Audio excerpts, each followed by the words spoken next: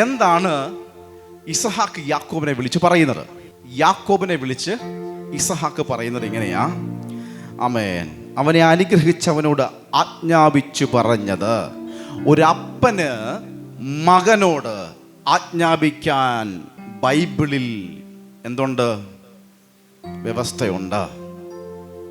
ഉണ്ടോ? ഉണ്ട്. അപ്പന് മകനോടോ മകളോടോ ആജ്ഞ കൊടുക്കാൻ ബൈബിളിൽ വ്യവസ്ഥയുണ്ട്. ഹല്ലേലൂയ, ആമേൻ. നീ കനാന്യ സ്ത്രീകളിൽ നിന്ന് ഭാര്യയെ എടുക്കരുത്. പുറപ്പെട്ട് പർദ്ദനരാമിൽ നിന്റെ അമ്മയുടെ ആമേൻ ഭവനത്തിൽ ചെല്ലണം. നീ ഇതൊക്കെ ചെയ്യുമ്പോഴാണ് നിനക്കെന്തുണ്ടാകട്ടത്? അബ്രഹാമിൻ്റെ അനുഗ്രഹം നിനക്കുണ്ടാകുകയും അബ്രഹാം തന്ന വാഗ്ദത്ത ദേശത്തെ കൈവശമാക്കാൻ കഴിയുകയും ചെയ്യുന്നത്. വചനത്തിൽ ഒരു വ്യവസ്ഥ ഇങ്ങനെയാണ്. ദൈവം നിനക്ക് വാഗ്ദത്തങ്ങൾ തന്നിട്ടുണ്ട്. ഹല്ലേലൂയ. ദൈവം നിനക്ക് അനുഗ്രഹങ്ങളെ പറ്റി പറഞ്ഞിട്ടുണ്ട്. എന്നാൽ ചില അനുഗ്രഹങ്ങൾ നിന്റെ മാതാപിതാക്കളെ നീ അനുസരിക്കുന്നതിലൂടെയാണ് നിന്നിലേക്ക് വരുന്നത്. ഇന്ന് പകൽ എത്ര പേർക്ക് മനസ്സിലാകുന്നു? നിന്റെ മാതാപിതാക്കളെ നീ അനുസരിക്കുന്നതിലൂടെയാണ് അവർ കൈമാറ്റം ചെയ്തു വച്ചിരിക്കുന്നത് നിന്നിലേക്ക് വരുന്നത്. യാക്കോബ് എന്തു ചെയ്തു?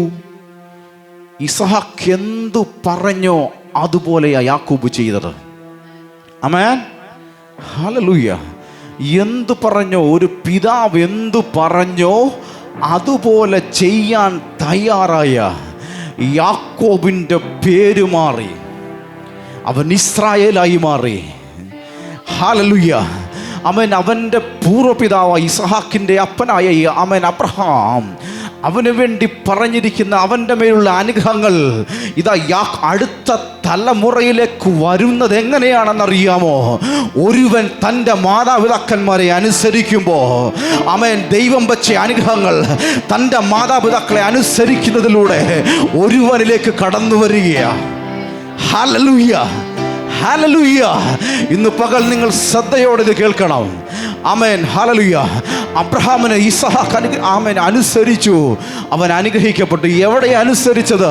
അവനെ യാഗം കഴിക്കാൻ കൊണ്ടുപോയപ്പോൾ ഒരു വാക്കുപോലും പറയാതെ, തൻ്റെ ജീവൻ എന്ത് സംഭവിക്കുമെന്ന് പോലും ആലോചിക്കാതെ തൻ്റെ അപ്പനെ അനുസരിക്കുന്ന ഒരു പുത്രനെ അവിടെ കാണുവാൻ കഴിഞ്ഞു.